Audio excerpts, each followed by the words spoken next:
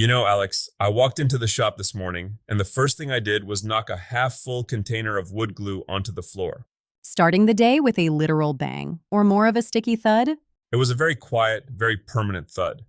And here's what I wish someone had told me 10 years ago. Wood glue doesn't just stick to wood. It has a magnetic attraction to the one pair of boots you actually like. Let's just say I paid tuition on that lesson today. Well, at least you're grounded. Literally. But hey, we've got a lot to get through today. It's Tuesday, February 10th, 2026, and the TigerDen Daily is looking surprisingly high-tech for a guy who just glued himself to the floor. We're talking 3D printing IP, electrical careers, and how to stop pricing your crafts. What was the phrase? Based on vibes? Guilty as charged. I've priced many a birdhouse based on how much I like the person buying it. Not a great business model. But first, let's talk about the tech side. Additive manufacturing is moving so fast, I can barely keep my nozzles clean. If you're into making, you've got to be on all 3DP. It's basically the maker's encyclopedia now. 3D scanning, CNC, even single board computers, the stuff they cover is incredible. But here's the thing, nobody tells you. It's not just about the plastic anymore. It's about the pixels, specifically who owns them. Wait, hold on. You're talking about the Maker World copyright thing? I saw that. They're basically offering to be your IP bodyguard if you play exclusively in their backyard. Exactly. Maker World is rolling out this centralized IP enforcement. Basically, if you design a really clever functional print, say a specialized bracket for a vintage motorcycle, they'll go to bat for you if someone tries to steal the file. The catch? You have to keep it exclusive to them. It's a bit of a deal with the devil if you're a creator, isn't it? We'll protect you, but you can't sell your soul anywhere else. Hanster stomsiger anselpersam undirsteicham. That's the part they leave out of the YouTube tutorials. It's great for the hobbyist who wants peace of mind. But for a pro, you have to weigh that protection against your reach. I've seen guys lose their minds when their designs show up on bargain sites for $2. Learned that one the hard way with a custom chisel rack design I posted back in 24. Saw it rebranded on 6 different sites within a week.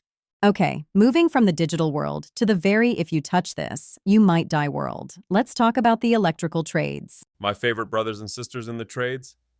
Look, if you're listening and you're looking for a career that's basically recession-proof, electrical is it. But it's a tough community to break into if you don't know where to look. You mentioned electrician talk. I took a look at that forum. Man, they do not suffer fools over there. Oh, absolutely not. It is a pros-only zone. If you go in there asking how to wire a light switch, and you clearly haven't read a manual, they will eat you alive. But if you have a legit code question or a nightmare pull through 100 feet of conduit, that's where the real talk happens. What the old-timers know but don't share with the general public is all buried in those threads. And for the people who want to move up, not just pulling wire, but running the show. That's where EC Mag, Electrical Contractor Magazine, comes in. That's for the safety leadership and the line contractors. If you want to stop working in the trade and start leading the trade, you need to understand the macro stuff. Safety protocols, upcoming legislation, the boring stuff that actually makes you the boss. Is this you admitting you want to be an electrician? Because I've seen your cable management under your desk, Tiger. It's a tragedy. Don't ask me how I figured this out, but zip ties are not a substitute for a junction box. Let's just move on. Let's talk money. Maker Mogul Corner. You mentioned pricing on vibes earlier. I feel like that's the #1 killer of most small shops. It really is. People think, oh, this piece of scrap was free and I spent an hour on it, so $20 is pure profit. No, it isn't. What they don't put in the manual is that you need to account for the sandpaper, the electricity, the wear on your blades, and this is the big one, the time you spent sweeping the floor afterwards. So, the COGS, cost of goods sold, calculator. Why is 2026 the year we finally stop guessing? Because the margin for error is thinner. We're seeing a shift. People don't want clutter anymore. The 2026 market is dominating in 7 key categories that solve problems. Think modular organization, ergonomic home office gear, sustainable kitchenware. If you're making something that just collects dust, you're going to struggle. But if you're solving a problem, you can name your price, provided you actually know what it cost you to make it.